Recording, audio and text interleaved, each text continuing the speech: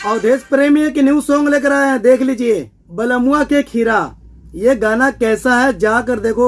ये गाना तो धूम मचा दिया यूट्यूब पे। मैं आसान विश्वास करता हूँ ये गाना हर कैस्टा सॉन्ग में बजने वाला है। ऑडियो सॉन्ग है और वीडियो बहुत जल्द आएगा। तो मैं आसान विश्वास करता हूँ बलमुआ के खीरा ये कैसा है सॉन्ग, कैसा नहीं। जो नहीं सुने इस वीडियो को पूरा देखें।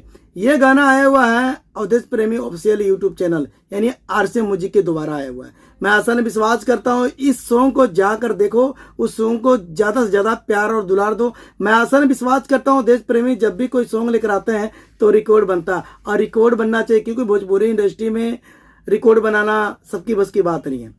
कई कलाकार है रिकॉर्ड पे रिकॉर्ड बनाए जा रहे हैं, कई कलाकार है रिकॉर्ड नहीं बना पा रहे हैं, गाना फ्लॉप हो जा रही है। तो मैं आसान विश्वास करता हूँ अवधेश प्रेमी के जितने गाने आते हैं तो आप लोग उसको प्यार दीजिए, इसको दुलार दीजिएगा।